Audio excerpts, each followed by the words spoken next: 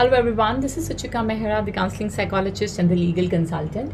I hope all of you are doing fine and are in the best of the spirits and are taking very good care of yourself. First of all, I am very sorry I've not been able to record any videos from the past 2 weeks. I have been keeping very occupied and but thankfully things are back on track, and I hope to record more and more videos in the weeks to come, and I am hopeful that you are going to get some insights out of it and you are going to like those videos.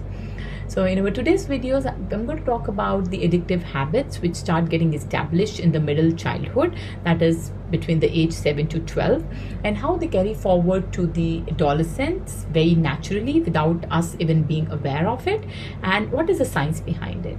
So let's get started. Middle childhood, now usually it is defined as the age group between 7 to 12. It is a time when children develop certain foundational skills which are required for building healthy social relationships.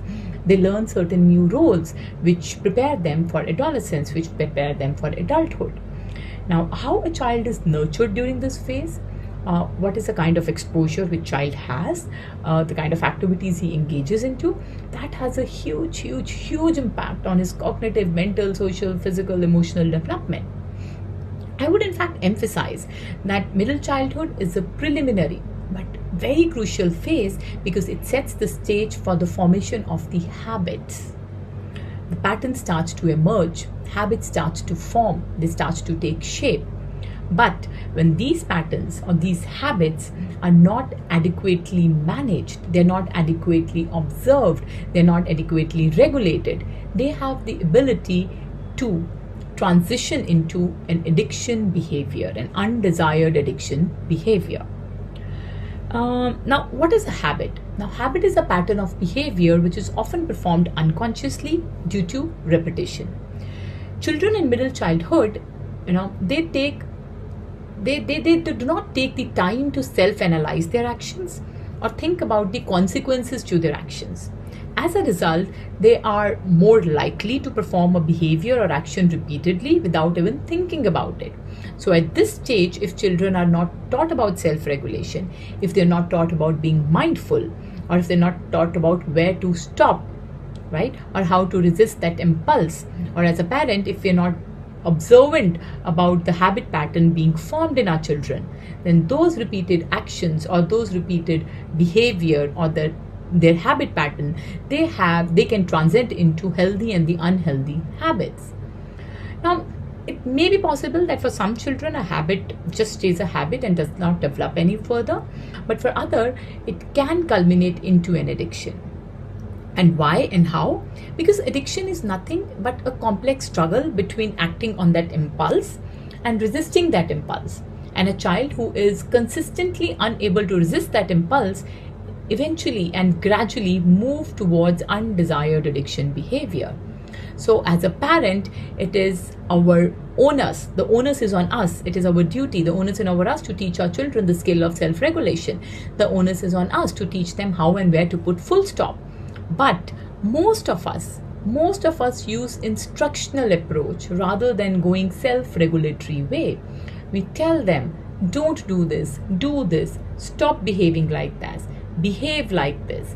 So we command, we instruct them, but we do not teach them that how to do that, how to build that in themselves. We don't teach them self-regulation because either we don't have a patience for that or we don't have a time for it. So eventually the child, they starts to depend upon us, and when we lose out of control, we lose things out of control, or we are out of the picture, the child again gets into that pattern because he wants to repeat that habit again and again. So child is unable to resist that impulse eventually because that skill is not developed anymore. Yeah, so because the child cannot resist that impulse, the behavior or the habit, it becomes compulsive for him. Now, addiction is nothing. What is addiction? Addiction is basically a constant struggle between acting on a particular impulse which a child has and resisting that impulse. So a child who is consistently unable to resist that impulse, he eventually transcends towards undesired addiction behavior. He begins to repeat it, despite its negative consequences, and eventually he starts to depend upon it. Now, when a child starts to depend upon the addiction, so it seems to have an impact on the brain. Just as any cardiovascular disease, it damages the heart, and diabetes impairs the pancreas, what addiction does is it hijacks our brain. It changes the way our brain functions. It alters the functioning of the brain. Now, when addiction happens, or when a child starts to depend upon particular habit or behavior or addiction, our brain goes through a series of changes. So initially it is like, the recognition of pleasure, and it ultimately culminates towards compulsive behavior.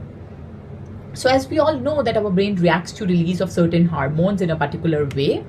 So in present context, so whenever a child engages in any activity or any enjoyable behavior, dopamine is released by our brain.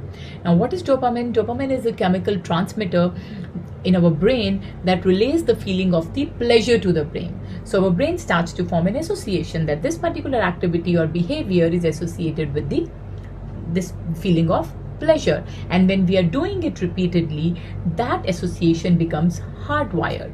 Now, since dopamine makes us feel good, we tend to re-engage in that same behavior to experience that dopamine reward. Now, as long as this process is within the boundaries, it's regulated, it's absolutely fine, no issues with that. Because we all need dopamine to get us moving, to feel motivated, to do our day-to-day tasks, to have that feel-good feeling. Now, the problem starts when this particular process, it's not regulated and it starts to get out of control. And when does it happen? It happens when a child is depending upon that addiction behavior, and when the child is engaging in that addiction behavior, it disrupts this flow and it leads to the abrupt increase in the dopamine levels. And as a result, the way the brain has been functioning, it gets impacted. The self-regulatory system of the brain starts to work against you.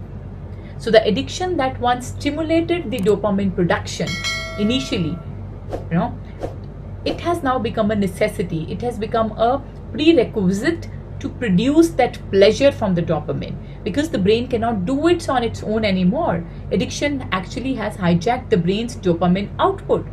And now that particular addiction or behavior is required so that a person can feel normal, person can have that dopamine, person can feel that pleasure and happiness. And when a person is not able to feel that, then there's another hormone which released, that is cortisol, that's a stress hormone. So this entire cycle goes on, and it's a trap, and a child is not able to come out of it.